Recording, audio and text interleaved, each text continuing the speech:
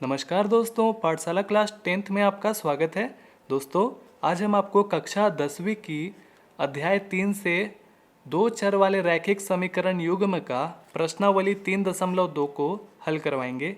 ये प्रश्नावली बहुत ही ज़्यादा महत्वपूर्ण है। इससे हमारे परीक्षा में क्वेश्चन पक्का गारंटी पूछेगा। ये नया वाला किताब है। 3.2 में प्रतिस्थापन विधि से हल करना हम लोग सीखेंगे। पहले ये 3.3 में सवाल था। चलिए सीखते हैं। देखिए, प्रतिस्थापन विधि क्या होता है, हम इसको बनाएंगे तो आपको समझ में आ जाएगा। निम्न रैखिक समीकरण युग्म को प्रतिस्थापन विधि से हल कीजिए। रैखिक समीकरण यानी कि जिसकी घात 1 होती है उसे रैखिक कहा जाता है। और यहाँ जो समीकरण हमारे पास दिया गया है वो दो चर दिया गया है। दो चर यानी कि x और y। ठीक है, x और y का मान तभी निकल सकता है जब हमारे पास दो समीकरण दिया जाएगा, तभी निकल सकता है, वरना नहीं निकल जाएगा। ठीक है, तो x प्लस वाई के बराबर 14 और दूसरा है x माइनस वाई के बराबर 4। सबसे पहला हमारा काम है इस पहले वाले समीकरण का नाम देना और दूसरा वाला समीकरण। हम क्या करेंगे, दोनों में से किसी एक को उठा लेंगे। हमारी मर्जी, पहली वाली समीकरण को उठाएं या दूसरी वाली को। तो चलिए पहला वाला को हम उठाते हैं। तो जब हम उसको उठाएंगे, खींच करके लेकर आएंगे, तो यहाँ से हम किसी एक का मान निकालेंगे, चाहे x का निकालें चाहे y का निकालें। तो हम सोच रहे हैं कि x का ही निकालते हैं। तो जब आपको x का मान चाहिए तो सबसे पहले उसको अकेला करिए। तो यहाँ y है, इसको उधर भेजेंगे, इस बॉर्डर के उस तरफ नदिया के पार भेजेंगे। तो जो भी है प्लस में है तो उधर जाने के बाद माइनस में हो जाएगा। ठीक है, समझ में आ गया। तो ये एक मान निकला। ध्यान दीजिए, ये किससे निकला था, इक्वेशन नंबर समीकरण 1 से निकला था। अब ये आपको समझना है कि ये जो x का मान है ये हम प्रतिस्थापन समीकरण 1 में भूल से भी कभी भी नहीं करेंगे। यानी कि जो x का मान जहाँ से निकला है, इसी से ना निकला है, तो वहीं पर पुट नहीं कर देना है, वहीं पर रखना नहीं है, सब प्रतिस्थापित नहीं करना है। उसके अलावा जो हमारे पास समीकरण है उसी में रखेंगे। ठीक है, तो हम यहाँ लिखेंगे x का मान समीकरण को ऐसा आप छोटा बोल देते हैं, समी डॉट। ठीक है, समीकरण 2 में रखने पर क्या होगा, चलिए देखते हैं क्या होगा। तो समीकरण जो 2 है उसको लेकर आइए। आ जाओ बाबू, इधर आ गया। अब हम ये जो x का मान है 14 माइनस वाई, ये हम रख देंगे। देखिए ध्यान दीजिए, ये x है ना, इसके जगह पर हम क्या रखेंगे, 14 माइनस वाई। ठीक है, 14 माइनस वाई रख दिए। इसी को प्रतिस्थापित कहते हैं। x का मान हम यहाँ पर रख दिए, इसी को प्रतिस्थापित कहा जाता है रखने पर। अब जैसे यहाँ पर माइनस वाई है, आराम से हो गया। अब माइनस वाई दोनों भाई भाई आपस में जुड़ जाएगा, माइनस माइनस होता है प्लस, तो -2y हो जाएगा इक्वल टू 4। अब हम देख रहे हैं कि हमारे लिए तो बहुत ही आसान हो गया। यहाँ सिर्फ ओनली y का मान ही निकलेगा और हमको वही तो चाहिए। देख रहे हैं कि आराम से अब मेरे लिए खुला मैदान खाली है। अब हम y का मान आराम से निकाल सकते हैं। तो ये 14 को उधर भेजेंगे तो -14 हो जाएगा। ठीक है, अब इसमें से घटाइए, एक तरफ प्लस दूसरी तरफ माइनस, घटेगा, माइनस बड़ा है तो वो जीतेगा। 14 में से 4 घटाएंगे तो 10। समझ में आ गया, कोई दिक्कत नहीं है। अब आराम से आप चाहें तो यहाँ से ऐसे शॉर्टकट में सड़ासट काट सकते हैं, या फिर ऐसा भी कर सकते हैं। जैसे ये -10 था ना, -2 को उधर भेजेंगे तो नीचे चला जाता, यहीं से कट जाता है। ऐसा भी कर सकते थे 5 बार में। तो y का मान यहाँ पर 5 निकला। बस काम ख़त्म, आसान हो गया, मैच जीत गए इसमें। क्योंकि अगर x या तो फिर y का एक सटीक मान, ये क्या था, सटीक मान नहीं था, एकदम टेम्पोररी था, थोड़े देर का मान था जो कि हमको सपोर्ट किया थोड़ी देर के लिए। ठीक है, अब ये सटीक है। अगर ये सटीक मान निकल जाता है y का, जैसे यहाँ निकला है, तो एकदम आसान है x का मान निकालना। अब आप कहीं पर भी रखिए, समीकरण 1 में रखें, 2 में रखें, यहाँ रखें, ठीक है, कहीं पर भी रखिए, वहाँ पर से आपको y का x का मान निकल जाएगा। तो हम चलिए यहाँ पर रख देते हैं, रख दें। तो ये y का मान हम अब रखने जा रहे हैं यहाँ पर। तो y का मान निकला है 5, ठीक है। तो ये x इसी समीकरण पर रखते हैं, चुटकी में निकल जाएगा x का मान। y की जगह पर 5 रख दिए, हो गया काम खत्म। इसमें से घटाएंगे 9 हो गया। तो x का मान 9, y का मान 5, यही निकालना था हमें, ठीक है। तो उम्मीद करते हैं आपको समझ में आ गया होगा। दूसरा नंबर में देखते हैं, s माइनस टी के बराबर 3, s/3 प्लस t/2 के बराबर 6। कैसे निकालें? घबराना बिल्कुल नहीं है। इसका नाम पहला रखिए, इसका नाम दूसरा रखिए। अब पहला वाला समीकरण को खींचते हैं, वहाँ से s और t का किसी एक का मान थोड़ी देर के लिए निकालते हैं। s का मान निकाल देते हैं, इसको जब उधर भेजेंगे तो प्लस t हो जाएगा। देखिए ये s का एक थोड़ी देर के लिए मान मिल चुका है। हमने क्या बताया था कि अब ये मान को समीकरण 1 पर नहीं रखेंगे, यानी कि यहीं से ना निकालें, ये मान वहाँ पर ही नहीं रखना है, उसके अलावा समीकरण 2 में रखेंगे, ठीक है। तो यहाँ लिखेंगे s का मान समीकरण 2 में रखने पर, तो क्या होगा भाई, समीकरण 2 कहाँ है? यहाँ रहा, उसको लेकर के आ जाते हैं। s/3 प्लस t/2 के बराबर 6, कोई दिक्कत? अब s का मान है हमको मालूम 3 प्लस t, तो हम यहाँ पर रख देंगे 3 प्लस t, रख दिया इसका मान, रख दिए ना।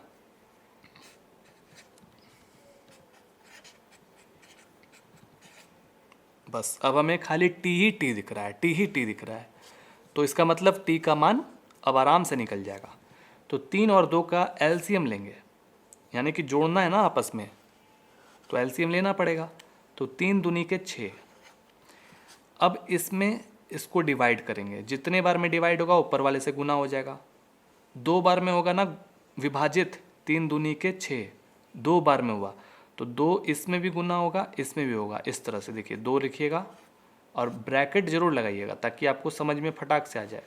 तो 3 प्लस 2 t जो है वो 2 से गुना हो जाएगा, बीच में है प्लस, इसको आगे वैसे बढ़ा लीजिए। 2 से 6 में विभाजित करेंगे, 3 बार में विभाजित होगा, 2 तिया 6, 3 गुना t,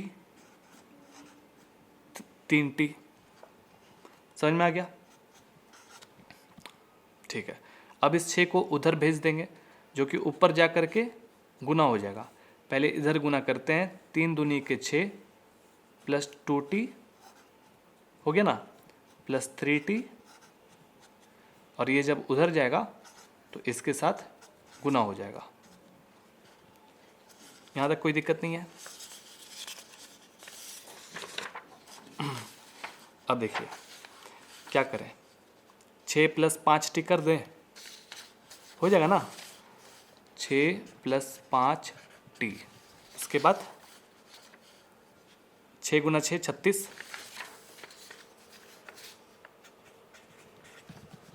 ठीक है। अब यहाँ से आपका t का मान निकलना तय है। 5t को अकेला करिए, उसको उधर भेजेंगे तो -6 हो जाएगा, प्लस था ना, उधर जाने के बाद -6, घटाइए 30 हो जाएगा। t को अकेला करेंगे, ये उधर उड़ के जाएगा, नीचे चला जाएगा, क्योंकि इसके बीच में गुना था, उधर जाने के बाद भागा में हो जाएगा, 5 छक्के 30। तो t का मान 6, t का मान 6 निकला, तो s का भी मान निकल जाएगा। आप कहीं पर भी रखिए, यहाँ रखिए, इसी में हम रखते हैं, मज़ा आ जाएगा। तो s का मान निकालना कोई बड़ा बात अब नहीं रहा। टी के जगह पर हम 6 रखेंगे, जोड़ देते हैं 9 हो जाएगा। ये निकल गया एस का मान और ये टी का मान बन गया, समझ में आ गया। चलिए आगे देखते हैं। देखिए अगला सवाल कह रहा है, जो भी है लिख ही लेते हैं। पहला का तीसरा नंबर में कह रहा है कि 3x माइनस वाई के बराबर 3 है, 9x माइनस 3y के बराबर 9 है। पहला नंबर दूसरा नंबर किसको खींचा जाए? तो आप देख रहे होंगे कि इसमें थोड़ा सा पहले से डिफरेंट है, आसान नहीं लग रहा है, लेकिन आसान आप किसी को भी खींचिए सब आसान हो जाएगा। हम इसी को खींच लेते हैं। समीकरण 1 से 3x माइनस वाई के बराबर 3, तो किसको लिया जाए? अगर 3x को अकेला करेंगे तो बटे में बदल जाएगा सब, तो इसी को किया जाए क्या? हो जाएगा, हो जाएगा। तो अब ये बात आता है कि माइनस वाई के बराबर हमें कुछ मिल रहा है, तो इसको प्लस में तब्दील किया जा सकता है। ये माइनस को अगर हम उधर भेजेंगे तो इसमें माइनस चला जाएगा, ऐसा कुछ हो जाएगा। देखिए यानी कि ये माइनस को उधर हम भेजे, ठीक है, तो जो प्लस था वो माइनस में हो गया, जो माइनस में था वो प्लस में हो गया, तो y के बराबर ये आ गया। आप और भी कुछ भी ले सकते हैं, आप x का मान लीजिए, आप इधर से उठा के देखिए, देखिए बहुत ही आसान लगेगा, आप कोशिश तो करिए, हो जाएगा। तो ये जो y का मान है हम भूल कर भी समीकरण 1 में नहीं रखेंगे, कहाँ रखेंगे? समीकरण 2 में रखेंगे, ठीक है। y का मान समीकरण 2 में रखने पर समीकरण 2 जो है 9x माइनस 3y के बराबर 9 है, ठीक है, कोई दिक्कत नहीं है। अब क्या करें? वहाँ रख देंगे और क्या करेंगे? y के जगह पर ये पूरा मान रखेंगे। देखिए ध्यान दीजिएगा, यहाँ पर 2 पद है तो आपको ब्रैकेट देना होगा। ब्रैकेट देना बहुत ज़्यादा ज़रूरी है, अगर नहीं देते तो गलत हो जाता। ब्रैकेट देने का मतलब क्या हुआ कि कहना चाह रहे हैं आप कि ये जो -3 है वो इनके साथ भी गुना होगा, इनके साथ भी गुना होगा, तो इसीलिए ब्रैकेट देना बहुत ज़्यादा ज़रूरी है। जहाँ भी 2 या 2 से ज़्यादा पद होता है तो वहाँ ब्रैकेट देना अनिवार्य है। कोई दिक्कत? यानी कि y के स्थान पर हमने यहाँ रख दिया मान, कोई दिक्कत नहीं है। अब ये -3 से -3 में गुना करेंगे तो माइनस माइनस हो गया प्लस, 3 गुना 3 9, माइनस प्लस माइनस होता है, 3 गुना 3 9 x, ठीक है। अब आप देख रहे होंगे कि एक तरफ प्लस 9x है और दूसरी तरफ माइनस 9x है। जा ये क्या हुआ? ये तो गड़बड़ हो गया। तो इसका मतलब आप देख रहे होंगे कि 0 हो गया इधर, तो 9 के बराबर 9 होता ही है। तो आप देख रहे होंगे कि +9 के बराबर +9 है। तो ये क्या मैटर है, समझाएं ज़रा। तो अगर ऐसा सिचुएशन आता है तो हाँ हम क्या देख पा रहे हैं कि भाई यहाँ तो जो चर था x वो तो गायब हो गया, वो तो ख़त्म हो गया, तो ये हल नहीं हो सकता है, x का y का मान नहीं निकल सकता है। तो लिखना होगा इसके अनेक हल होंगे, ठीक है। बस यही लिख के, अगर ऐसा सिचुएशन आता है आपके पास तो आप इसी तरह से लिखेंगे, ठीक है। आंसर भी आप देख लीजिए क्या लिखा हुआ है इस जगह पर। 3.2 में लिखा हुआ है कि 3.2 में तो ये ना आंसर कहाँ गया, कौन सा सवाल है ये? तीसरा सवाल है। अच्छा, तो यहाँ लिखा हुआ है x कोई भी मान ले सकते हैं अर्थात अपरिमित रूप से अनेक हल है, लिखा हुआ ना अनेक हल है। चलिए, तो y equal to 3x minus 3 ऐसा आया था, हाँ वही है, वही है 3x माइनस 3, यानी कि इसको उधर भेज देंगे तो हो जाएगा। तो सिंपल सा बात है, कोई दम नहीं था इस क्वेश्चन में। आगे देखते हैं अगला सवाल क्या था। चौथा नंबर में 0.2x प्लस 0.3y के बराबर 1.3, 0.4x प्लस 0.5y के बराबर 3 सॉरी। तो इसको देख के आपको घबराना नहीं है, बिल्कुल भी नहीं घबराना है। क्या करना है, देख रहे हैं कि सारा दशमलव में है, ठीक है। अगर इस दशमलव को हटा देंगे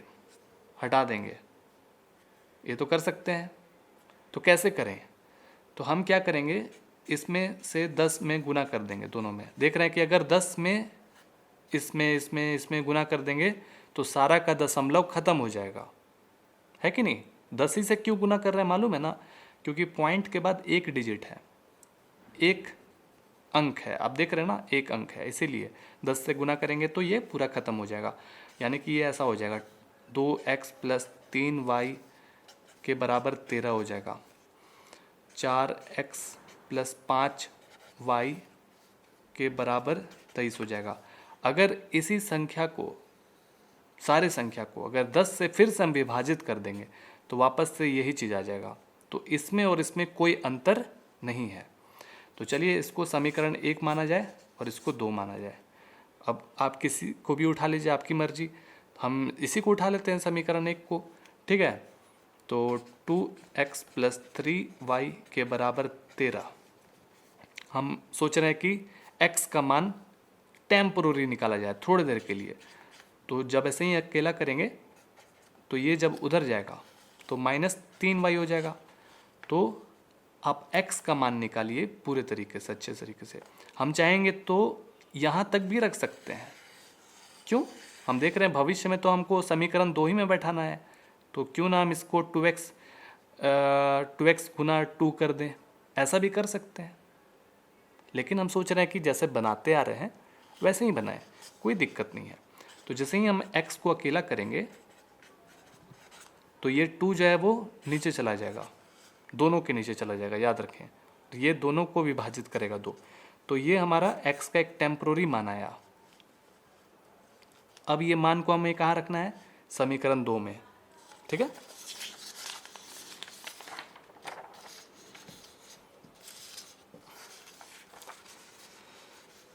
लिखिए, क्या लिखेंगे,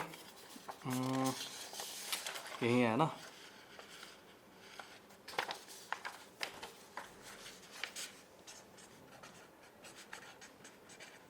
x का मान समीकरण 2 में रखने पर, समीकरण 2 क्या है, ये रहा सामने, 4x प्लस 5y के बराबर 23, यही है ना। और x का मान अब क्या है वो आप रखना आप शुरू करिए। x के जगह पर हम क्या रखेंगे, जो अभी अभी निकाले हैं यही रखेंगे, 13 माइनस 3y/2 रख दिए, कोई दिक्कत नहीं है, प्लस 5y के बराबर 23, कोई दिक्कत नहीं है।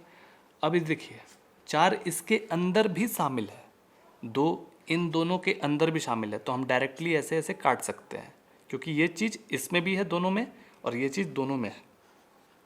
अगर ज़्यादा नहीं समझ में आए 4 से इसमें गुना करिए, 4 से इसमें गुना करिए, फिर 2 से ऐसे से विभाजित कर सकते हैं। ये शॉर्टकट हम आपको सिखाएं, ठीक है। तो 2 आ गया, तो 2 यहाँ पर आया हुआ है, तो 2 से क्यों ना इसमें डायरेक्टली गुना भी कर दिया जाए। तो 13 गुना 2 करेंगे तो 26 हो जाएगा, कितना तो कर सकते हैं ना, 3 दूनी के 6 होता है, ठीक है, प्लस 5y के बराबर 23। अब देख रहे हैं कि y जैसा है, वाह, इसका मतलब y का वैल्यू आराम से निकल जाएगा। अब तो अब इसमें से घटेगा तो माइनस जिंदा है, ज़्यादा है ना, जिंदा रह जाएगा। तो घटाएंगे, 6 में से 5 घटाएंगे तो 1 ही ना होगा, ऐसा हो गया, कोई दिक्कत है। अब हमें ये टारगेट क्या है, y का मान निकालना, तो इसको धीरे धीरे आराम से अकेला करिए। 26 को उधर ट्रांसफ़र करेंगे तो ये -26 हो जाएगा, ठीक है। अब इसमें से घटा दीजिए, -3 हो जाएगा, ये माइनस माइनस खत्म हो गया, y का मान 3। अब y का मान 3 निकला तो यहीं पर आप x का भी मान निकाल सकते हैं, आप कहीं पर भी रखिए, कोई भी समीकरण में रखिए, x का मान चुटकियों में निकल जाएगा। तो हम कहाँ रखें बताइए? हम यहीं रख देते हैं, रख दें? चलिए ना, यहीं बना देते हैं, कोई दिक्कत है? बस हमको तो x और y का मान निकालने से मतलब है। तो x के बराबर है 13 माइनस 3y बटा 2, यही ना? y का मान अभी तुरंत क्या निकला है? 3। तो y की जगह पर 3 रख दें। 3 गुना 3 9, 13 में से 9 घटाएंगे तो 4। x का मान 4 आया, x का मान 4 और y का मान 3। कंप्लीट। आगे बढ़ते हैं, अगला सवाल। अगला सवाल पहला का 5वां नंबर में कह रहा है कि √2x प्लस √3y के बराबर 0, √3x माइनस √8y के बराबर 0। पहला नंबर, दूसरा नंबर मान लीजिए इसको, ठीक है। घबराने वाला बात बिल्कुल भी नहीं है, एकदम आराम से बनाना है, बेसिक चीज़ मालूम ही है। समीकरण 1 को खींच लीजिए, √2x प्लस √3y के बराबर 0। यहाँ से हम सोच रहे हैं कि x का एक थोड़ी देर के लिए मान निकाल लिया जाए, तो हम x को धीरे धीरे करके अकेला करेंगे। तो जब इसको उधर भेजेंगे बॉर्डर नदिया के उस तरफ, तो ये क्या हो जाएगा? माइनस √3y हो जाएगा। समझ में आ गया? हम जैसा सोच रहे हैं कि x का मान निकाला जाए तो अकेला करना होगा। तो जब ये √2 उधर जाएगा तो नीचे चला जाएगा, कोई दिक्कत? ये हमारा x का एक थोड़े देर के लिए टेम्पोररी मान निकल चुका है। ये हम मान कहाँ रखेंगे? समीकरण 2 में रखेंगे, क्योंकि ये मान समीकरण 1 से निकला है, तो वहाँ नहीं रखना है, उसके अलावा यानी कि समीकरण 2 में रखेंगे। तो लिखेंगे x का मान समीकरण 2 में रखने पर, ओके। तो समीकरण 2 क्या है? ये रहा, इसको जस का तस छाप लिया जाए। √3x माइनस √8y के बराबर 0। x के जगह पर ये मान हमें रखनी है, आराम से रखेंगे, ब्रैकेट लगाए, ये माइनस √3y बाई √2, कोई दिक्कत है? x के जगह पर रख दिए, माइनस √8y के बराबर 0। देख रहे हैं कि नहीं कटने वाला है, अलग अलग संख्या है, लेकिन देख रहे हैं कि इसमें गुना तो होगा, 3 और 3 एक जैसा है। तो जब √3 गुना √3 होगा तो ये क्या हो जाएगा? अंडर खत्म हो जाएगा और 3y हो जाएगा। कितना आसान हो गया, नहीं है समझ में? ये माइनस को थोड़ी देर के लिए भूल जाइए, √3 गुना √3 करेंगे तो अंडर खत्म हो जाएगा इसका, ठीक है। तो 3 हो गया और माइनस था, जस का तस लिख दिए और नीचे √2, ठीक है, समझ में आ गया? माइनस √8y के बराबर 0। अब इसको आपस में घटाना है, तो घटाने के लिए इसके नीचे कुछ नहीं है तो 1 है, एलसीएम लेना होगा। तो √2 और 1 का एलसीएम लेंगे तो √2 हो जाएगा, कोई दिक्कत नहीं है। अब इससे इसमें विभाजित करेंगे तो एक बार में विभाजित होगा, जितने बार में विभाजित होता है, यानी कि एक बार में हुआ है तो एक से इसमें गुना करेंगे तो जस का तस लिखा जाएगा। फिर है माइनस, लिख दिए।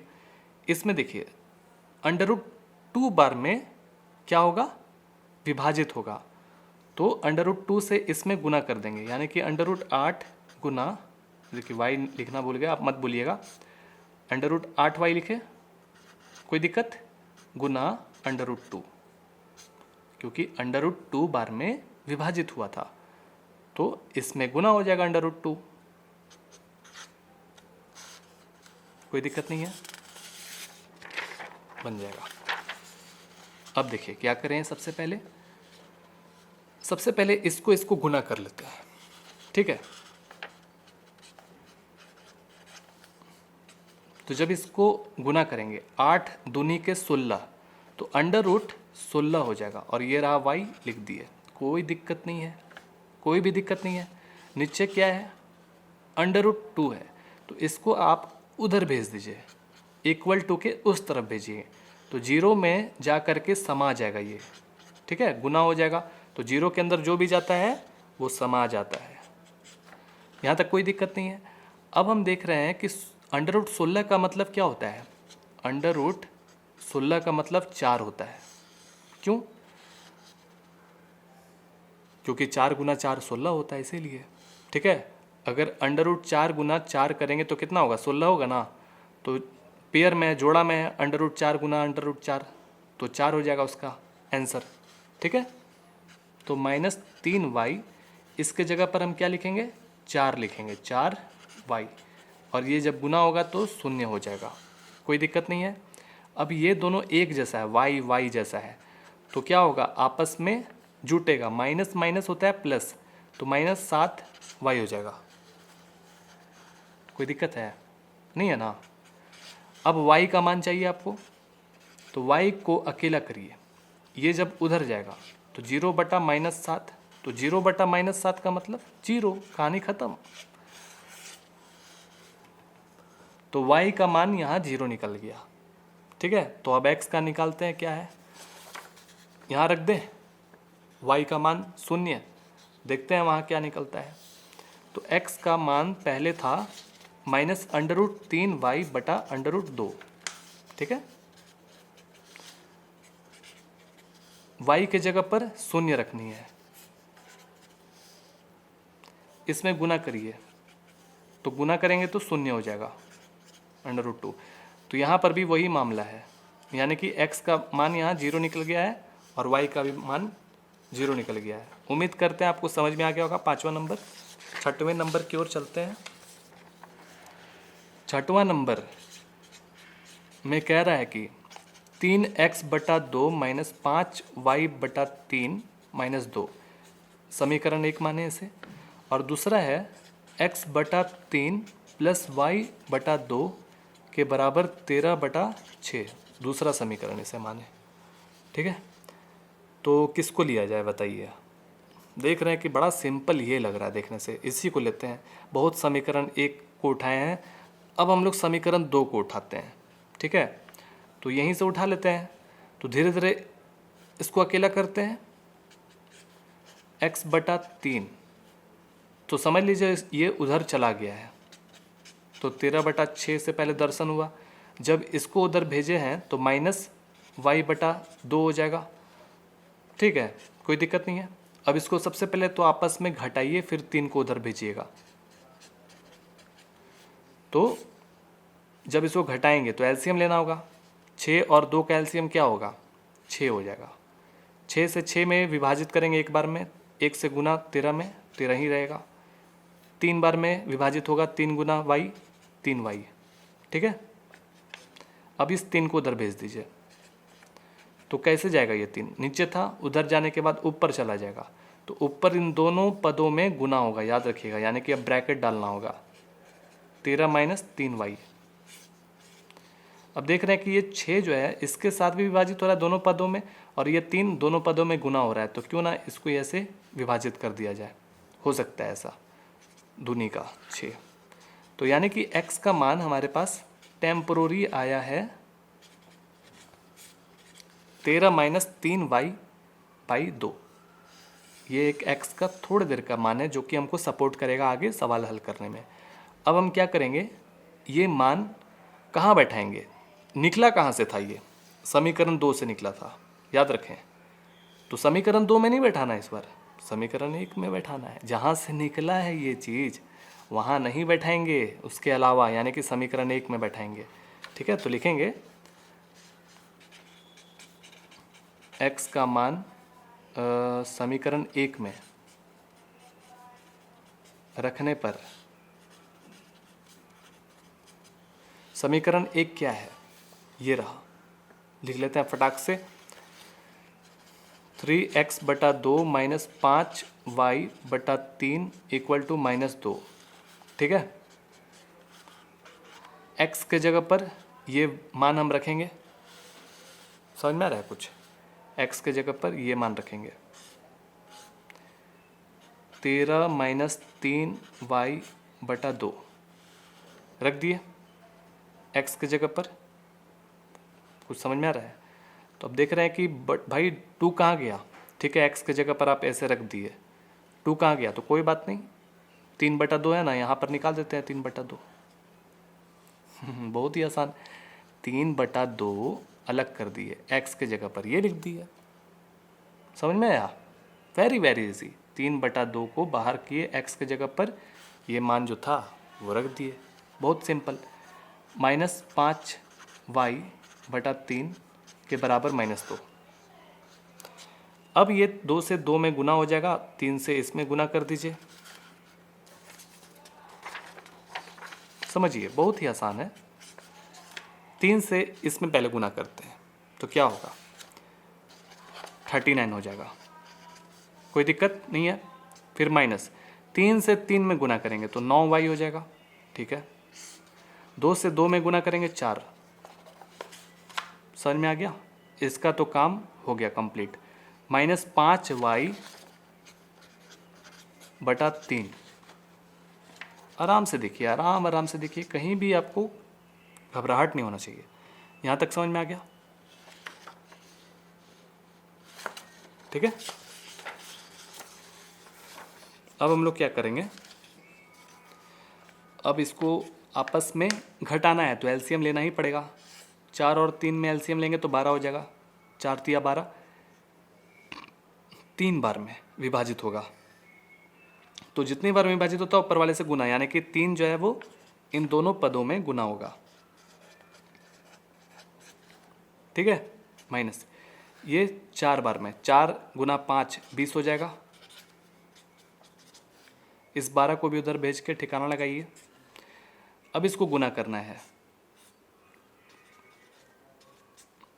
27 9 2 11, तो हमारे पास आ गया 117।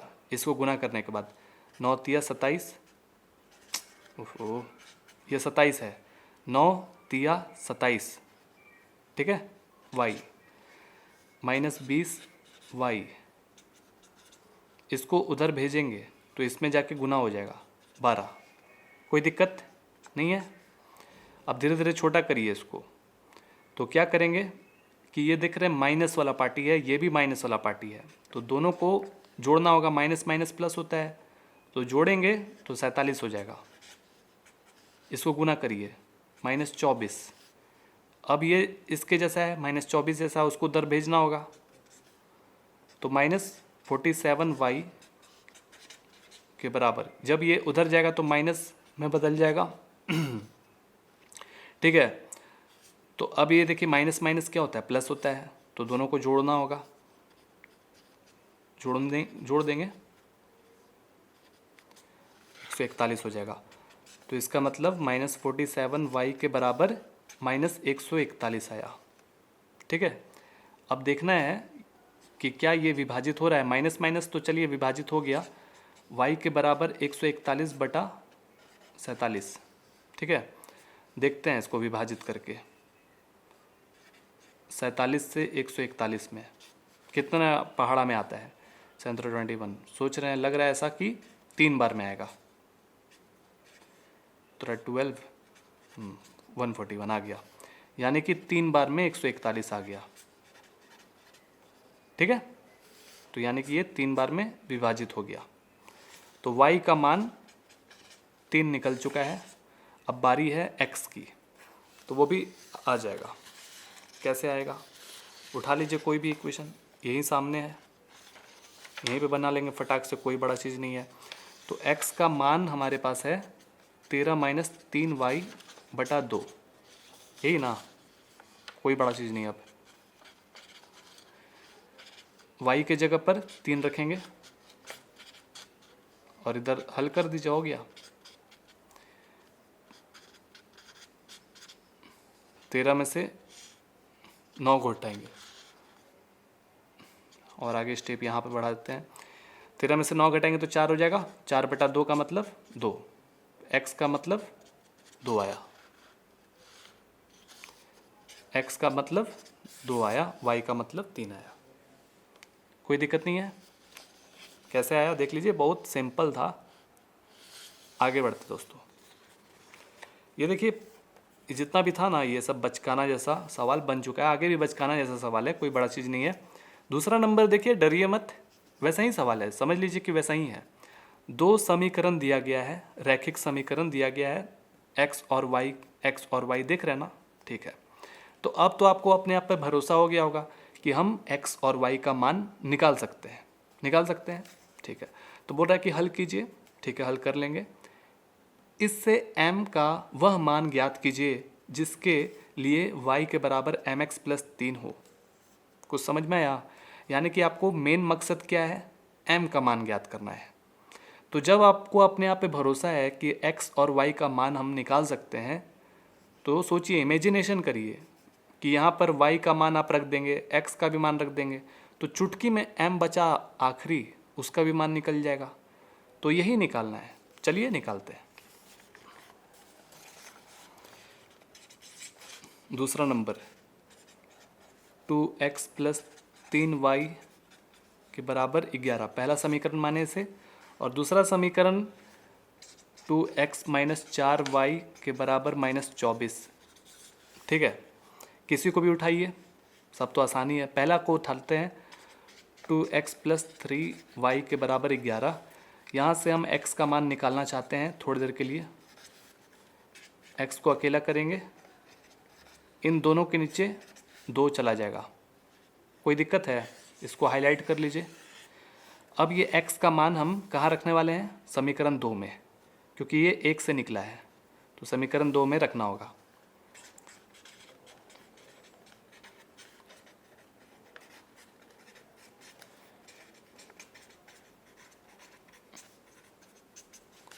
ठीक है, तो समीकरण 2 क्या है? ये रहा 2x माइनस 4y के बराबर माइनस 24, ठीक है। x के जगह पर बोल रहा है कि 11 माइनस 3y बटा 2 रखिए, रख दिए, x की जगह पर रख दिए, माइनस 4y के बराबर माइनस 24, ठीक है। ये दो आराम से कट गया मज़े से। तो क्या हमारे पास रहा? 11 माइनस 3y माइनस 4y के बराबर माइनस 24, ठीक है। ये क्या होगा? ये आपस में जुटेगा, क्योंकि क्या है, माइनस माइनस प्लस होता है। तो 7 और 3 3 और 4 7 हो गया।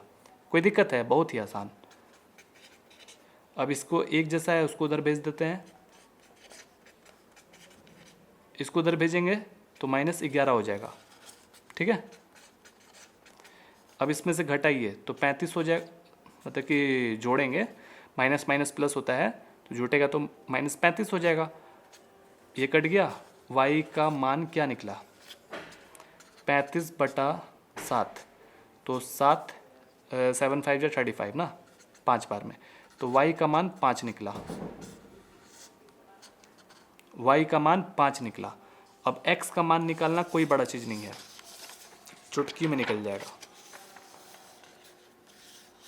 तो ये रहा x, इसको जस का तस अभी लिखते हैं।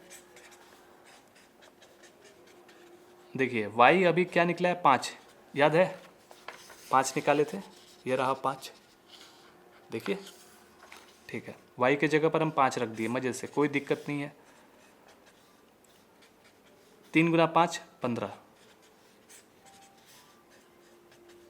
तो इसमें से घटाएंगे तो माइनस 4 हो जाएगा, 2 दूनी के 4, कितना बार में कटा? माइनस 2 बार में। तो x का मान माइनस 2, y का मान 5। अब ये मान हमको काम आएगा। कह रहा था कि m का मान निकालने के लिए, टारगेट हमारा क्या है? m का मान निकालने के लिए। तो यहाँ पर हम लिखेंगे जो समीकरण दिया गया है, y equal to m x plus 3, ठीक है। तो y का मान 5 रख दीजिए मज़े से, x का मान माइनस 2 रख दीजिए। कोई दिक्कत है? कितना आसान है, बन गया। तो इसमें गुना करिए, माइनस 2m हो जाएगा प्लस 3। आपको क्या निकालना? टारगेट है हमारा ये। इसको ऐसा करिए, घुमा दीजिए, ऐसा तो लिख सकते हैं इसको, माइनस 2m प्लस 3 के बराबर 5 लिख सकते हैं, कोई दिक्कत नहीं है, घुमा दिए। अब आपको टारगेट है m, तो धीरे धीरे करके अकेला करते जाइए। इसको जब उधर भेजेंगे तो माइनस 3 हो जाएगा, इसमें से घटाइए 2 हो जाएगा, m को अकेला करेंगे, ये -2 उधर जाएगा, नीचे चला जाएगा, ऐसे समझिए, ऐसे चला जाएगा। कोई दिक्कत है? 2 लिखा हुआ था 10 का 10, ये -2 को नीचे भेजें, ये माइनस ऊपर है चाहे प्लस है नीचे है, कोई दिक्कत नहीं है, मतलब सिंपल सा बात है, कट गया। तो m के बराबर क्या आया? -1। ठीक है, m के जगह पर 1/-1, तो इसका मतलब -1। समझ में आया? माइनस मतलब कि इस तरह का आया होगा, तो इसका मतलब क्या कहते हैं इसको? -1 ही कहते हैं।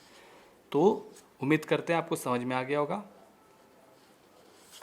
अगला सवाल देखिए, तीसरा नंबर, निम्न समस्याओं में रैखिक समीकरण युग्म बनाइए और उनके हल प्रतिस्थापन विधि द्वारा ज्ञात कीजिए। निम्न में यानी कि यहाँ जो सवाल दिया गया है कहानी जैसा दिया गया है, और ये कहानी कैसा है? समस्या है।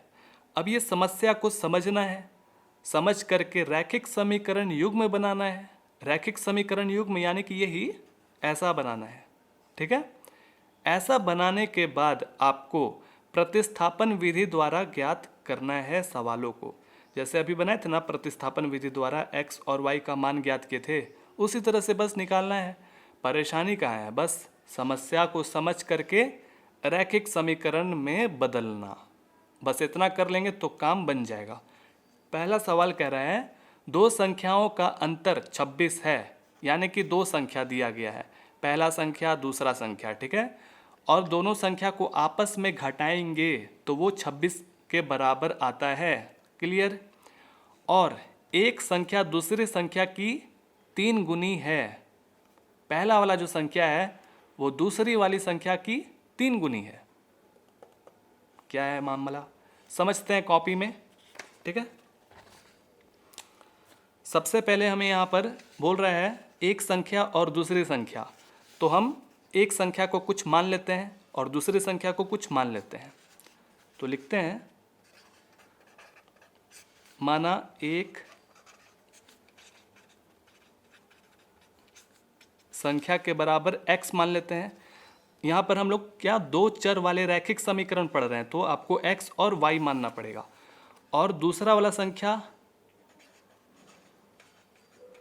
x तो नहीं रहेगा, उसके अलावा ही रहेगा, x के अलावा y ले लीजिए, क्योंकि दूसरा वाला संख्या क्या है? एकदम अलग है, विपरीत है। यहाँ पर बोल रहा है ना कि भाई एक संख्या दूसरी संख्या की 3 गुनी है, तो दोनों तो बराबर है नहीं। तो हम यहाँ पर अब क्या करेंगे? लिखेंगे, इस सवाल के अनुसार लिखेंगे कि एक संख्या यानी कि पहला वाला संख्या के बराबर कभी भी दूसरी वाले संख्या हो नहीं सकता है। ये तभी बराबर होगा जब बोल रहा है कि दूसरी संख्या 3 गुनी है, दूसरी संख्या बोले तो 3 गुनी, इसमें 3 से गुना करना पड़ेगा, तब जाकर के वो x के बराबर होगा। अब आए समझ में? ध्यान दीजिए, फिर से दीजिए ध्यान। एक संख्या यानी कि ये एक संख्या दूसरी संख्या की 3 गुनी है, दूसरी संख्या की 3 गुनी है। ठीक है, ये तभी बराबर हो सकता है जब इसमें 3 गुना करेंगे तब। तो ये हमारा पहला समीकरण तैयार हो चुका है। ठीक है, और दूसरा समीकरण बोल रहा था कि दो संख्या को आपस में घटाएंगे तो वो 26 हो जाएगा। अब आप चाहते तो पहले ये लिख सकते थे या फिर ये लिख सकते थे। ठीक है, ऐसा कोई दिक्कत नहीं, हम यहाँ समीकरण 1 भी लिख सकते हैं, इसको समीकरण 2 भी लिख सकते हैं।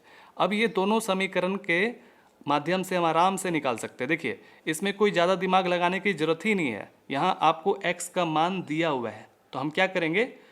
ये x का मान को यहाँ पर प्रतिस्थापित करेंगे। ठीक है, तो लिखेंगे x का मान समीकरण 2 में रखने पर, तो समीकरण 2 x माइनस वाई के बराबर 26 है, तो x का मान क्या है? 3y, तो हम इस जगह पर 3y रख देते हैं। अब यहाँ से हमको मालूम है कि सिर्फ y का ही मान निकलने वाला है, तो इसमें से घटाएंगे, इसके आगे 1 छुपा हुआ है, 3 में से 1 घटाएंगे तो 2 हो जाएगा, 2y के बराबर 26। और y को जब अकेला करेंगे तो 2 उधर जाएगा तो नीचे चला जाएगा, 13 बार में विभाजित हो गया, तो y का मान 13 आ गया। तो जब y का मान निकल चुका है तो x का मान निकालना कोई बड़ा चीज़ नहीं है। आप कहीं पर भी रखिए x का मान निकल जाएगा। समीकरण 2 में रखिए, समीकरण 1 में रखिए, x का मान आराम से निकल जाएगा। समीकरण 1 में रख देते हैं हम। समीकरण 1 क्या है? x के बराबर 3y। तो x का मान ही तो निकालना है, y का मान है 13। इसमें से गुना करेंगे 39 हो गया। तो पहली संख्या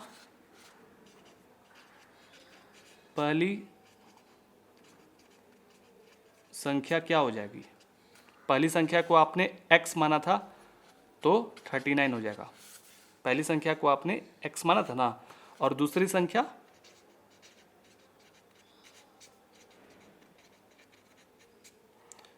संख्या y माना था आपने 13 हो जाएगा। ठीक, अगला सवाल देखते हैं। अगला सवाल तीसरा का दूसरा में कह रहा है, दो समपूरक कोणों में बड़ा कोण छोटे कोण से 18 डिग्री अधिक है, उन्हें ज्ञात कीजिए। बड़ा कोण और छोटा कोण कितना डिग्री का है वही ज्ञात करना है। संपूरक कोण किसको कहते हैं? संपूरक कोण जो 90 डिग्री के बराबर होता है उसे संपूरक कोण कहा जाता है। तो दो संपूरक कोण कितना डिग्री के बराबर होगा? 90 + 90 180 डिग्री, यानी कि दो संपूरक कोण 180 डिग्री के बराबर होगा। तो हम क्या करेंगे, एकदम इजीली बड़ा कोण को x मान लेते हैं और छोटा कोण को y मान लेते हैं, फिर उसके बाद बनाते हैं, आपको फट से समझ में आ जाएगा। तो यहाँ पर तीसरा का दूसरा में जो बड़ा कोण है उसको कुछ मान लिया जाए। माना कि एक संपूरक कोण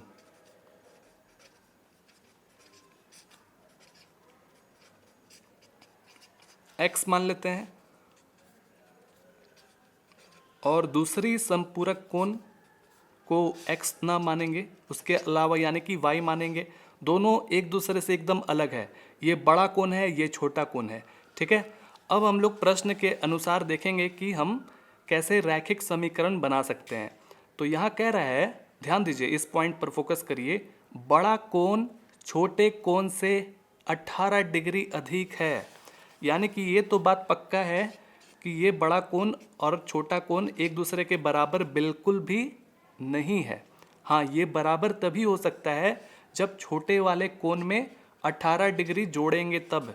लिखा हुआ है ना, ध्यान दीजिए, बड़ा कोण छोटे कोण से, बड़ा कोण छोटे कोण से 18 डिग्री अधिक है। तो ये जब बड़ा कोण है ना छोटे कोण से, तभी ये बराबर हो सकता है जब छोटे कोण में 18 डिग्री जोड़ेंगे, तब जा करके इसके औकात के बराबर होगा। समझ में आ गया? तो आप देखिए यहाँ पर एक समीकरण तैयार हो चुका है। आप चाहें तो y को उधर भेज सकते हैं, x - y के बराबर 18 बना सकते हैं, लेकिन ज़रूरत ही नहीं है क्योंकि ये बना बनाया है, x का मान हमको पहले ही से दे दिया गया है। तो दूसरा जो समीकरण हम कैसे बनाएंगे, यहाँ दिया गया है दो संपूरक कोण दिया गया है। तो दो संपूरक कोण कितना के बराबर होता है? लिखेंगे, दोनों कोण संपूरक है, इसीलिए ये 180 डिग्री के बराबर हो जाएगा। दोनों कोण को जब आपस में जोड़ेंगे तो 180 डिग्री, लेकिन डिग्री यहाँ पर आपको नहीं लिखना है। ठीक है, ये भी डिग्री ही है, लेकिन यहाँ पर हम डिग्री नहीं लिखेंगे, अंत में लिखेंगे जब हम आंसर लिखेंगे कि बड़ा कोण इतना डिग्री के बराबर है, छोटा कोण इतना डिग्री के बराबर है। तो आप क्या करिए कि समीकरण 1 से उठा लीजिए x का मान, तो लिखे देंगे x का मान समीकरण 2 में समीकरण रखने पर, तो समीकरण 2 क्या है भाई, x + y के बराबर 180 है। x का मान क्या है, ये रहा x का मान। तो x के जगह पर हम क्या रख देंगे, y + 18, y + 18 रख देंगे, रख दिए। फिर उसके बाद प्लस y के बराबर 180। अब ये y और y के आगे प्लस प्लस है, दोनों जुड़ जाएगा, 2y हो जाएगा। अब ये 18 को उधर भेज दीजिए, इसके जैसा है ना 18, इसीलिए तो ये उधर जाएगा तो -18 हो जाएगा। अब इसको घटाइए तो घटाएंगे तो इधर 2 हो गया, 162 हो गया, ठीक है। घटाने के बाद y को जब अकेला करेंगे 162, 162 बटा 2, 2 अटे 16, यानी कि y के बराबर 81, y के बराबर 81 डिग्री है एक तरह से। अब अगला जो कि बहुत ही आसान है निकालना, x का मान निकालना है। तो x के बराबर क्या लिखा हुआ था, y प्लस 18, तो y का मान 81 निकला है, प्लस 18, इसको जोड़िए 99 हो जाएगा। तो x का मान ये निकला, y का मान ये है। तो लिखेंगे x को आपने क्या माना था, पहला वाला संपूरक कोण। तो पहला वाला संपूरक कोण आपने माना था, तो जो सबसे बड़ा रहेगा वही होगा। तो बड़ा कौन है इसमें, 99 डिग्री है ना। तो लिखेंगे बड़ा कोण 99 डिग्री का है और छोटा कोण 81 डिग्री का है। अब ये दोनों को संपूरक कोण को जोड़ देंगे तो 180 डिग्री के बराबर हो जाएगा ना। चलिए आगे बढ़ते हैं, अब अगला सवाल की ओर चलते हैं। अगला सवाल, एक क्रिकेट टीम के कोच ने 7 बल्ले तथा 6 गेंदे 3800 रुपये में खरीदे। मतलब कि क्रिकेट टीम का क्या है, कोच है, दुकान में गया, बोला कि भाई साहब आप हमको 7 बल्ले दीजिए और 6 गेंद दीजिए। बदले में दुकानदार को वो 3800 रुपये देता है। बाद में यानी कि कुछ दिन के बाद फिर उसी दुकान में जाता है, उसने 3 बल्ले तथा 5 गेंदे 1750 रुपये में खरीदे। प्रत्येक बल्ले और प्रत्येक गेंद का मूल्य ज्ञात कीजिए। ये बहुत ही आसान सा सवाल है, चुटकियों में बन जाएगा। तो आप ऐसा करिए कि बल्ला को x मान लीजिए और गेंद को y मान लीजिए, बन गया सवाल। तीसरा का तीसरा नंबर, माना एक बल्ले ओहो का मूल्य x, माना एक गेंद का मूल्य y, ठीक है। अब प्रश्न के अनुसार पहले वाले स्थिति में क्या हुआ था, जो कोच हैं वो 7 बल्ले खरीदते हैं, यानी कि 7 गुना बल्ला, ठीक है, 7 गुना बल्ला। तो बल्ला को हमने एक बल्ले को क्या माना है, x, और जोड़ेंगे, कितना गेंद खरीदा था, 6 गेंद खरीदा था, 6 गुना गेंद यानी कि y, कितना रुपया दिया था, 3800 रुपया दिया था, ठीक है। तो देखिए कितना आसानी से हम लोग समीकरण बना लिए, पहला समीकरण तैयार। और दूसरा शर्त में क्या हुआ था, कुछ दिन के बाद 3 बल्ले और 5 गेंद, 3 बल्ले और 5 गेंद के बदले 1750 रुपया दुकानदार को दिया था।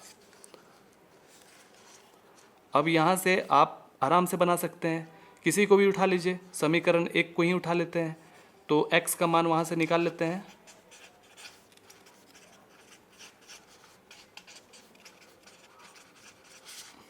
-6y, x को अकेला करेंगे 3800 -6y बटा 7।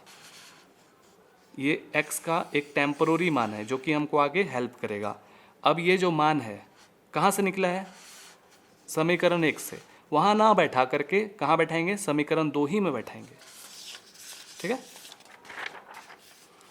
लिखेंगे x का मान समीकरण 2 में रखने पर, ठीक है। तो समीकरण 2 क्या है, 3x + 5y, 3x + 5y के बराबर 1750। x का मान क्या है, ये रहा, रख देते हैं, याद रखिए ब्रैकेट लिखिएगा, 3800 -6y बटा 7। x के जगह पर हमने रखा +5y, कोई दिक्कत, ठीक है। अब देख रहे हैं कि कट नहीं रहा है आसानी से, कोई बात नहीं, इसको गुना करना पड़ेगा। तो इधर गुना करते हैं, 3800 गुना 3, इधर 24 2, तो 9 11। तो जब गुना करेंगे इसके अंदर 3 से तो 11,400 हो जाएगा। फिर 3 से इसमें गुना करेंगे, 6 3 18, ठीक है, प्लस 5 वाई के बराबर 1750। अब इसको जोड़ना है आपस में, तो एलसीएम लेकर के जोड़िए। तो 7 प्लस ये 1 का करेंगे तो 7 हो जाएगा एलसीएम। अब ये एक बार में होगा तो 1 से गुना करेंगे दोनों में तो जस्ट सेम टू सेम होगा, कोई अंतर इसमें नहीं आएगा। प्लस अब 1 से इसमें विभाजित करेंगे, 7 बार में होगा, 7 से 5 में गुना करेंगे, 7 पचे 35 वाई। कोई दिक्कत है? नहीं है। 1750। अब ये 7 को आप उधर भेज सकते थे, भेज देंगे। अब इधर देखिए कुछ कटने घटने वाला है क्या? देख रहे हैं कि y जैसा है, ये भी y जैसा, इसको घटेगा, लेकिन ये प्लस ज़्यादा है, जीत जाएगा, तो घटा देंगे इसको, तो प्लस आ जाएगा, क्योंकि ये घटेगा तो, और प्लस ज़्यादा है तो इसलिए जीत जाएगा। तो ये कितना हो जाएगा? 17 हो जाएगा, 17y। क्लियर? अब इस 7 को समझ लीजिए उधर भेज दिया है, तो उधर जाने के बाद 7 इसमें गुना हो जाएगा। क्लियर? अब उधर भेज देंगे इसको थोड़ी देर में, समझ लीजिए उधर चला गया है 17y। इसको अभी ऐसे ही लिखते हैं और इसको उधर भेजेंगे तो 11,400 माइनस में हो जाएगा। ठीक है, अब इसको गुना करिए, घटा दीजिए। चलिए इधर गुना करते हैं, 1750 गुना 7, 35 3 49 to 5 12। इसको जब गुना करेंगे तो 12,250 घटा देते हैं। 12,250 में से 11,400 घटाएंगे तो क्या हो जाएगा? 0 5 12 में से 4 8 घटेगा, यानी कि 850 हुआ।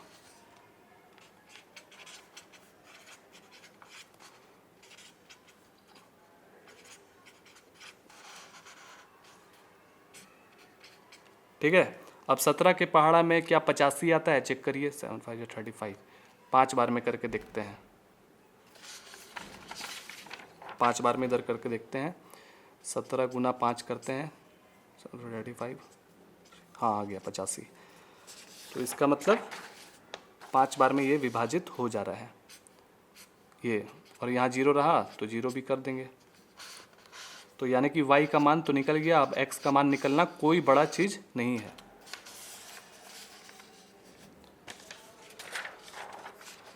देखिए कोई भी समीकरण उठा लीजिए, x का मान तो चुटकी में निकल जाएगा। जैसे यही समीकरण है, ये हमको सपोर्ट कर देगा। ठीक है, तो ये समीकरण को लिख लेते हैं, 3800 माइनस 6y बटा 7। ठीक है, और y का मान कितना है हमारे पास? 50, यही निकला ना। फटाक से निकाल लेते हैं, y का मान 50 रखना है बटा 7। ये 6 पचे 30 हो जाएगा, यानी कि 300 हो जाएगा। 3800 माइनस 300 बटा 7। ठीक है, अब इसमें से घटा लीजिए, 3800 में से 300 घटाएंगे तो 3500 हो जाएगा बटा 7। 7 पच्चे 35, यानी कि एक बैट का दाम 500 रुपये है और एक बॉल का दाम 50 रुपये है। लिख लेते हैं, एक बल्ले का मूल्य 50 रुपया, सॉरी 500 रुपया है ना। बल्ला को आपने क्या माना था? x माना था, तो 500 रुपया निकला ना। एक गेंद का मूल्य 50 रुपया, कहानी ख़त्म। इस तरह से कंप्लीटेड हो जाता है। अगला सवाल देखते हैं। देखिए तीसरा का चौथा में, एक नगर में टैक्सी के भाड़े में एक नियत भाड़े के अतिरिक्त चली गई दूरी का भाड़ा सम्मिलित किया जाता है। कोई भी शहर है, मुंबई दिल्ली, वहाँ पर टैक्सी चलता है, भाड़े का एक नियत भाड़ा चलता है, यानी कि फिक्स्ड कि उतना अगर हम यहाँ से यहाँ तक जाएंगे तो इतना ही रुपया लगेगा, उससे ज़्यादा नहीं लगेगा। लेकिन फिर बोल रहा है कि उसके अतिरिक्त अगर आप और ज़्यादा दूर जाते हैं तो उसके अलावा भी पैसा लगेगा। हाँ, ऑब्वियसली सी बात है भाई, लगेगा ही। अगर हम 5 किलोमीटर कहीं जा रहे हैं, अब मेरा मन है कि हम 2 किलोमीटर और ज़्यादा जाएँ, तो पैसा तो देना ही पड़ेगा। तो ये मामला है। अब बोलता है कि 10 किलोमीटर दूरी के लिए भाड़ा 105 रुपया है। मतलब कि स्टेशन में हम उतरे, अब हमको 10 किलोमीटर जाना है तो 105 रुपये लगेगा टैक्सी का भाड़ा, ठीक है। तथा 15 किलोमीटर के लिए 155 रुपया भाड़ा लगेगा। समझ में आ गया? 15 किलोमीटर के लिए 155 रुपया और 10 किलोमीटर के लिए 105 रुपया। तो दो यहाँ पर कंडीशन केस बन गया। नियत भाड़ा तथा प्रति किलोमीटर भाड़ा क्या है? एक व्यक्ति को अगर 25 किलोमीटर यात्रा करना है तो कितना भाड़ा उसको देना होगा, यही बता रहा है। बड़ा सा क्वेश्चन है, आपको उलझा रहा होगा, लेकिन ऐसा कोई दम नहीं है इस क्वेश्चन में, आराम से समझते हैं। तो हम यहाँ पर क्या करेंगे कि नियत भाड़ा को x मान लेंगे और जो प्रति किलोमीटर का जो भाड़ा है उसको y मान लेते हैं। नियत मतलब कि भाई फिक्स्ड है, यहाँ से हम यहाँ तक जाएंगे तो उतना ही रुपये लगेगा, ठीक है। अब किसी को 50 किलोमीटर, किसी को 100 किलोमीटर चलना होगा, किसी को 2000 किलोमीटर, सोच रहा है कि नहीं भैया अब हम मुंबई से बिहार जो है टैक्सी से ही जाएंगे, तो अब उसके लिए भी तो ऑप्शन होना चाहिए, है कि नहीं। तो चलिए फिर प्रति किलोमीटर और नियत भाड़ा दोनों को अलग अलग मान लेते हैं और सवालों को बनाते हैं और जो भी इसका क्वेश्चन का रिक्वायरमेंट है उसको पूरा करते हैं। तीसरा का चौथा नंबर में लिखते हैं कि माना कि नियत भाड़ा x, नियत भाड़ा को x मान लिया गया। माना कि प्रति किलोमीटर, किलोमीटर लिखना चाहते हैं लिख दीजिए, प्रति किलोमीटर भाड़ा लिख दें y, ठीक है, मान लिया। अब शर्त यहाँ पर दिया गया है, क्या शर्त है? दो शर्त है। पहले शर्त में क्या कह रहा है समझाते हैं हम आपको। पहले शर्त के अनुसार जो दिया गया है उसमें हम लोग रैखिक समीकरण बनाएंगे। तो पहला समीकरण दिया गया है, पहले शर्त के अनुसार क्या कहा गया है, ध्यान दीजिए, कोई बड़ा चीज़ नहीं है कि भाई अगर हम स्टेशन में उतरे, हमको अगर 10 किलोमीटर दूरी तय करना है तो हम 105 रुपया देंगे। तो ये हमारा पहला स्थिति है, ठीक है। तो हम क्या करेंगे, नियत भाड़ा वो तो लगेगा ही, साथ में अगर हम 10 किलोमीटर जाएंगे तब, है ना, प्रति किलोमीटर, तो 10 गुना प्रति किलोमीटर, प्रति मतलब 1, तो 10 गुना 1 करेंगे तो 10 ही रहेगा। समझ में आ रहा है कुछ? 10 किलोमीटर का बात किया जा रहा था, आ रहा है समझ में। और ये क्या है, एक नियत भाड़ा है, ये 10 किलोमीटर है, वाई को यहाँ पर किलोमीटर माना गया है, तो वो कितना रुपया देना होगा हमको, 105 रुपया देना होगा। तो कितना आसान है बताइए, पहला समीकरण तैयार हो गया। अब दूसरा समीकरण आपको वो भी समझ में आ जाएगा। दूसरे शर्त के अनुसार देखिए, नियत तो लगेगा ही। अब किसी को 15 किलोमीटर चलना है, दूसरा शर्त में क्या दिया गया है, 15 किलोमीटर। 15 किलोमीटर किसी को चलना है तो उसको देना होगा 155 रुपया। वेरी वेरी इजी, ठीक है।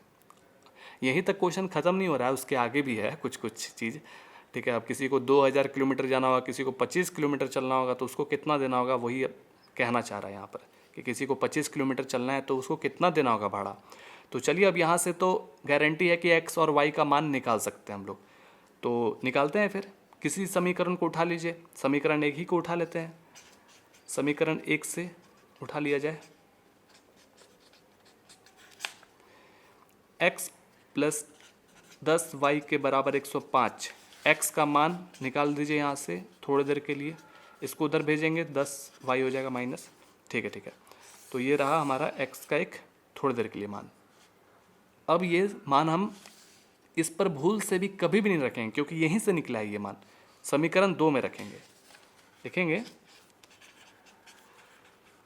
x का मान समीकरण 2 में रखने पर समीकरण 2 क्या है जी? ये है x प्लस 15y के बराबर 155 रुपया। x का मान रख दीजिए 105 माइनस 10y रख दिए। 105 माइनस 10y x के स्थान पर रखे, फिर क्या है प्लस 15y। ठीक है, वेरी वेरी इजी। अब ये y में कुछ चमत्कार करिए, 105 को उधर भेज देते हैं। इसको जब आपस में क्या होगा, माइनस प्लस घटेगा, प्लस ज़्यादा है, जीत जाएगा। 15 में से 10 घटाएंगे तो 5, इसको उधर ट्रांसफ़र करेंगे तो माइनस 105 हो जाएगा। इसमें से घटाइए, 5 में से 5 घटाएंगे तो 0 हो गया, फिर इधर 5 हो गया। ठीक है, यानी कि 50 हो गया। कोई दिक्कत है? अब y का मान फटाक से निकल जाएगा, 5 को उधर भेजेंगे तो नीचे चला जाएगा, चुटकियों में 10 आ गया। तो y का मान क्या आया है हमारे पास? 10। तो लिखा जाए भाई y का मान निकल चुका है 10। अब x का मान निकालना कोई बड़ा चीज़ नहीं है, आप कोई भी समीकरण में रखें x का मान निकल जाएगा। जैसा कि हरदम रखते आ रहे हैं ऐसा ही रखते हैं। x equal to 105 minus 10y, y के स्थान पर 10 रखना है।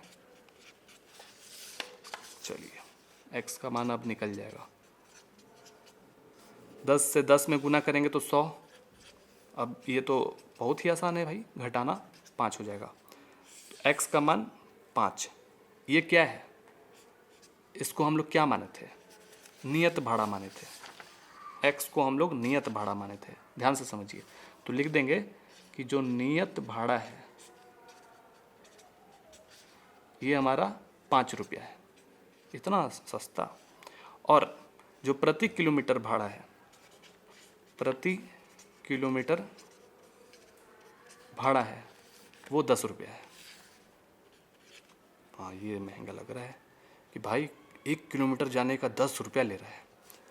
ठीक है, तो अब यहाँ पर गेम ख़त्म नहीं हुआ है, एक और चीज़ है कि ठीक है आपने प्रति किलोमीटर भाड़ा निकाल दिया है, नियत भाड़ा भी निकाल लिया है, एक गेम और है।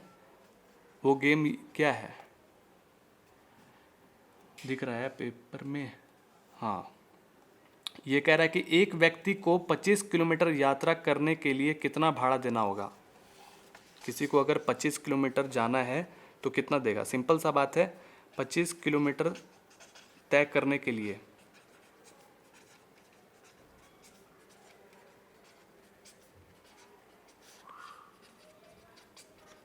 भाड़ा देना होगा भाई 25 गुना जो प्रति किलोमीटर कितना है 10 है, 250 रुपये देना होगा। सिंपल सा बात है, समझ में आ गया? 25 किलोमीटर यानी कि 1 किलोमीटर का लगता है 10 रुपया, तो 25 किलोमीटर का कितना लगेगा? 250 रुपया। ये बात ख़त्म हो गया। आगे बढ़ते हैं। अगला सवाल बहुत ही आसान, तीसरा का 5वां। यदि किसी भिन्न के अंश और हर दोनों में 2 जोड़ दिया जाए तो वह 9/11 के बराबर होगा। यदि अंश और हर दोनों में 3 जोड़ दिया जाए तो वह 5/6 के बराबर होगा। आसान है, बहुत आसान है। तो इसमें मेन चीज़ क्या है? किसको माना जाए? अंश और हर, उसको माना जाए। अंश को x मान लिया जाए, हर को y मान लिया जाए। ठीक है, तो तीसरा का 5वां नंबर वेरी वेरी आसान। माना अंश के बराबर x, माना हर। जानते हैं अंश और हर क्या होता है? पता ही होगा। जैसे बटे के शक्ल में लिखते हैं x/y, तो ये जो ऊपर वाला हिस्सा होता है उसको हम लोग कहते हैं अंश, और जो डिवाइड कर रहा होता है यानी कि जो नीचे वाला हिस्सा होता है इसको हम लोग कहते हैं हर, जो हरता है। ठीक है, ये हर है, ये अंश है। कहानी खत्म, आगे बढ़ते हैं।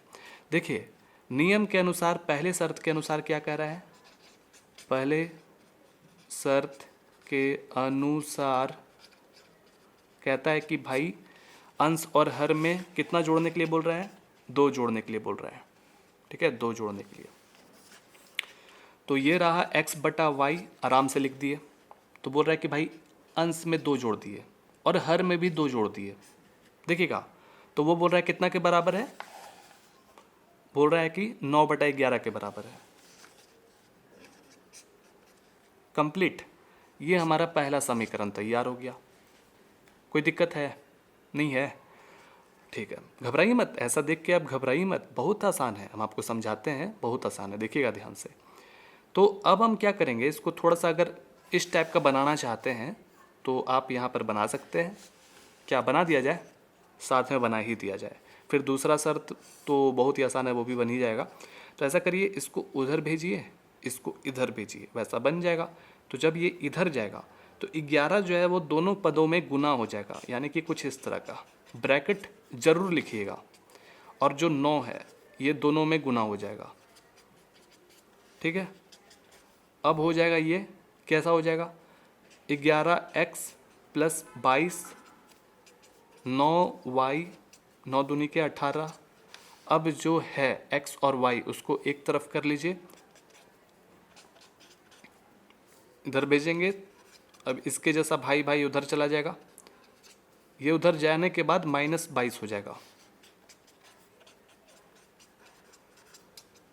घटाएंगे तो -4। अब देखिए बन गया वैसा। तो इसको समीकरण आप एक ना मानते हुए इसको मान लीजिए, कोई दुविधा नहीं है। ठीक है, अब हम दूसरे शर्त के अनुसार चलेंगे। दूसरे शर्त के अनुसार इसमें कहता है कि भाई अंश और हर में कितना जोड़ना है, देखते हैं। जोड़ने के लिए बोल रहा है या घटाने के लिए, देखते हैं। अंश और हर में 3 जोड़ दिया जाए तो वह 5/6 के बराबर होगा।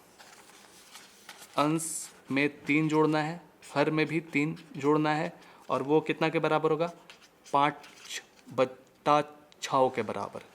ठीक है, इसको भी उसी तरह से बना लेते हैं। 6 को उधर भेजेंगे, दोनों में गुना हो जाएगा, 5 इसके साथ दोनों में गुना हो जाएगा।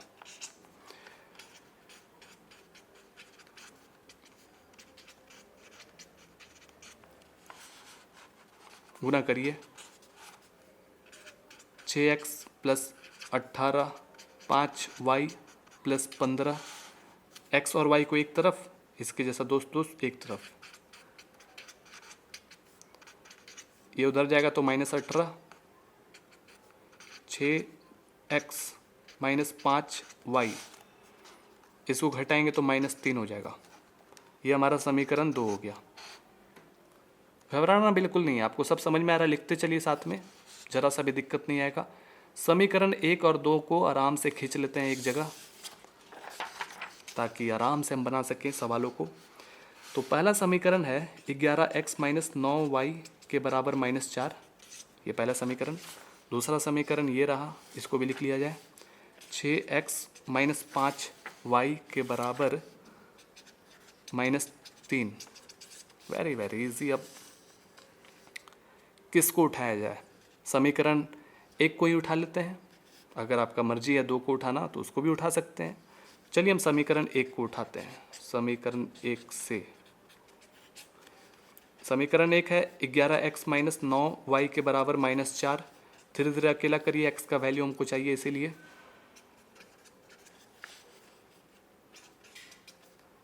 दोनों के नीचे चला जाएगा 11। ठीक है, तो ये है x का एक थोड़े देर का मान। ये हमको सपोर्ट करेगा, मदद करेगा आगे x और y का एक सटीक मान निकालने में।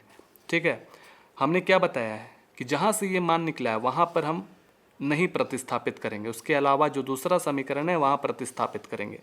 तो लिखेंगे x का मान समीकरण 2 में रखने पर,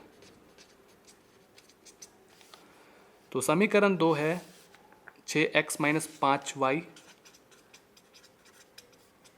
-3। ठीक है, x का मान जो भी है रखा जाए, ब्रैकेट छपा दिया जाए इसको यहाँ पर, -4 + 9y/11। x के जगह पर हम रख दिए, कोई परेशानी नहीं। ठीक है, 6 से इसमें गुना करिए, -24, और 6 से 9 में गुना करेंगे तो 54, वाई, -5 वाई के बराबर -3।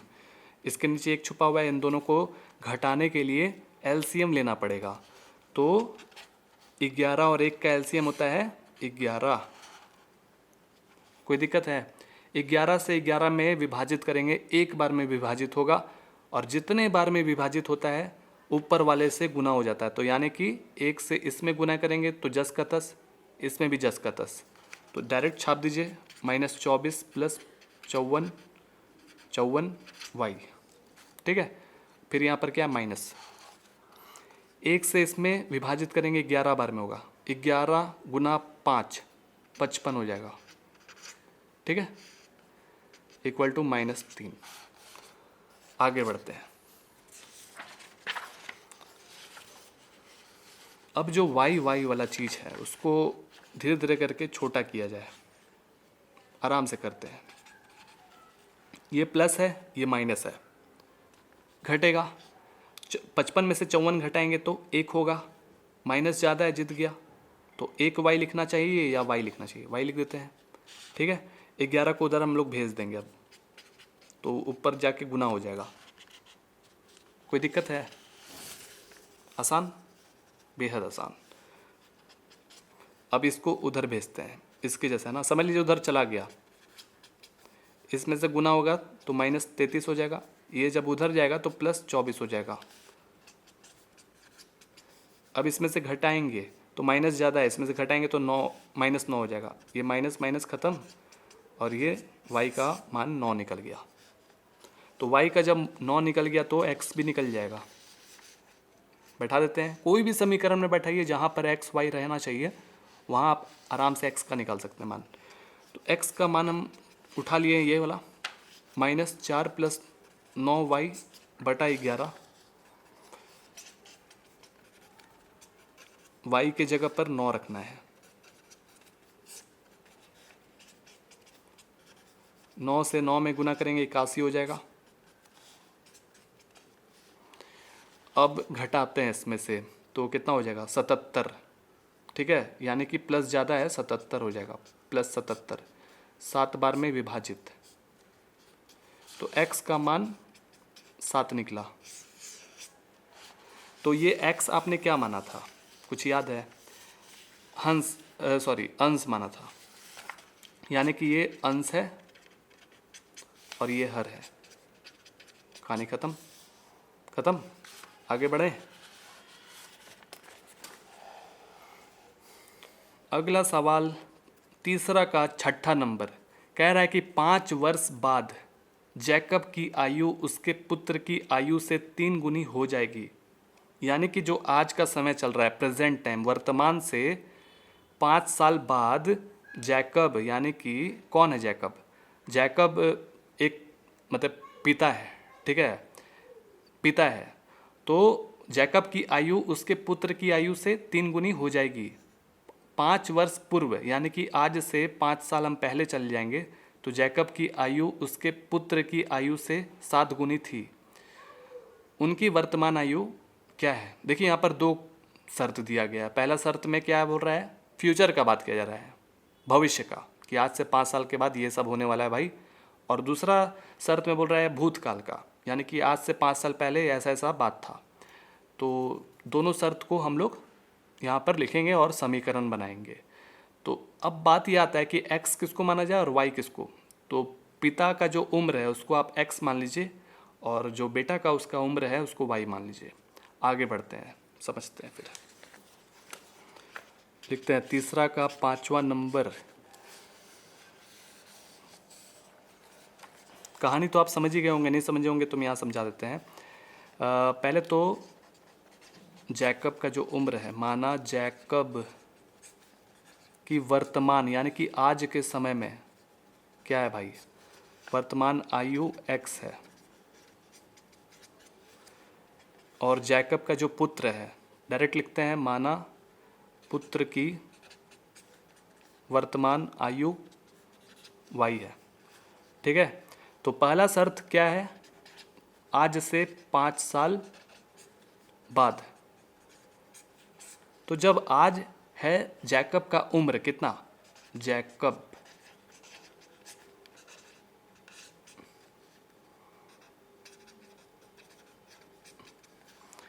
देखिए आज है x, तो 5 साल के बाद उसमें 5 जोड़ देना है।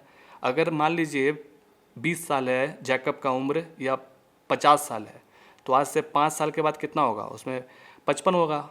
अगर 20 है तो 25 होगा, उसमें हम लोग जोड़ेंगे ना, ये चीज़ है। और भाई पुत्र का भी जो आयु है वो भी बढ़ जाएगा, है कि नहीं। पुत्र की आयु अगर y था पहले, तो 5 साल के बाद y+5। ये तो बहुत ही आसान सा बात है, कोई बड़ा चीज़ नहीं है। ये तो हमारा पहला वाला कंडीशन हो गया, ठीक है। तो प्रश्न के अनुसार देखा जाए, प्रश्न के अनुसार इतना तो गारंटी है कि जो पिता का उम्र है वो बिल्कुल भी बराबर नहीं होगा बेटा का उम्र से। तो बेटा का उम्र और पिता का उम्र कब बराबर होगा, तो यहाँ लिखता है, देखिए कह रहा है कि 5 वर्ष बाद जैकब की आयु उसके पुत्र की आयु से, उसकी पुत्र की आयु से 3 गुनी हो जाएगी। तो यानी कि इसमें हमको पुत्र की आयु में 3 से गुना करना पड़ेगा, तब जा कर के बराबर होगा। जैकब की उम्र उसके पुत्र से 3 गुनी हो जाएगी, तो 3 से इसमें गुना करेंगे तब जा कर के ये बराबर होगा। अगर आप ये समझ जाते हैं तो आगे कोई बड़ा चीज़ है ही नहीं। इसमें गुना करिए 3y+15 और यहाँ से आप समीकरण निकाल दीजिए। इसको 5 को उधर ट्रांसफ़र कर दीजिए, x का मान डायरेक्ट निकाल ही लेते हैं। ये उधर भेजेंगे तो -5 हो जाएगा, घटा देंगे इसमें 10 हो जाएगा। तो देखिए x का मान फटाक से हमारे पास यहाँ निकल चुका है, पहला, ठीक है। अब दूसरा जो हमारा इसी तरह से समीकरण कैसे निकलेगा, आज से 5 साल पहले, अब आ जाते हैं, लिखते हैं 5 साल पहले। तो जो जैकब की आयु में घटावट हो जाएगा, जैकब की आयु इस बार घटाएंगे, यानी कि आज है अगर x तो 5 साल पहले उसमें से घटाना होगा। अगर आज 40 साल है तो 5 साल पहले 35 होगा। और पुत्र की आयु जब आज y है तो उसमें से 5 घटा दीजिए, सिंपल। अब प्रश्न के अनुसार देखते हैं कि भाई कैसा समीकरण यहाँ पर बन रहा है। बोलता है कि 5 वर्ष पूर्व जैकब की आयु उसके पुत्र की आयु से 7 गुनी थी, 7 गुनी थी, यानी कि अब 7 गुना करना पड़ेगा। समझ में आया कुछ? जैसे यहाँ पर 3 से गुना किया ना, अब 7 से हमको गुना करना पड़ेगा। लिख देंगे इसी तरह से प्रश्न के अनुसार।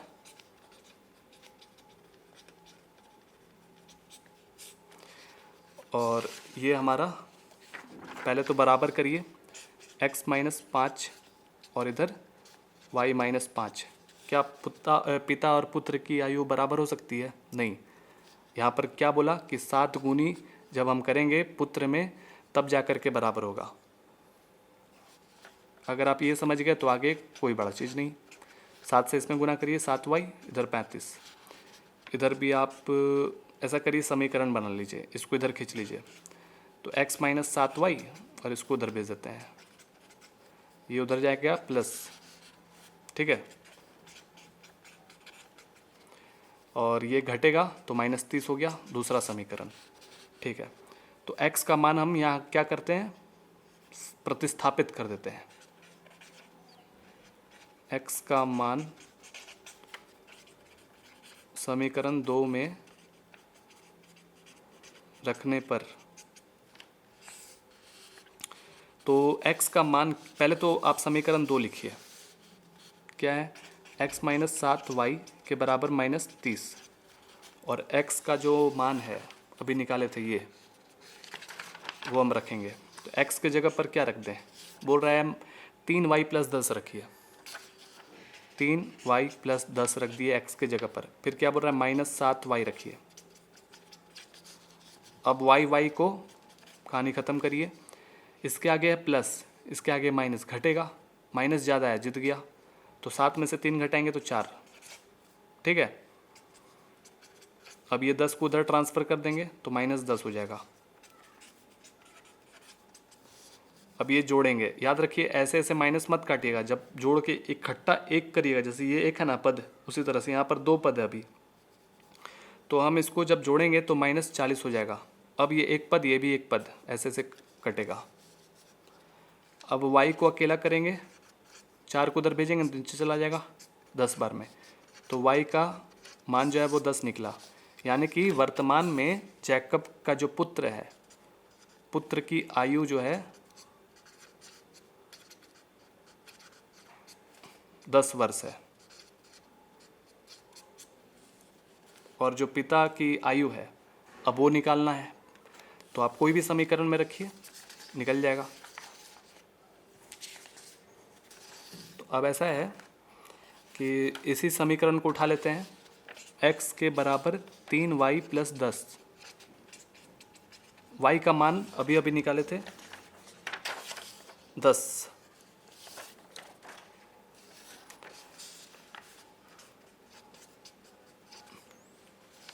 ठीक है। 30 + 10 40 हो गया, यानी कि ये जैकब की आयु है। पिताजी की आयु कितना हो गई 40 साल, और बेटा की आयु 10 साल। कहानी ख़त्म हो गया। इस तरह से हमारा प्रश्नावली भी ख़त्म हो जाता है। उम्मीद करते हैं आपको समझ में आ गया होगा। अगले में हम लोग पढ़ेंगे प्रश्नावली 3.2। मिलते हैं दोस्तों। जय हिंद, वंदे मातरम।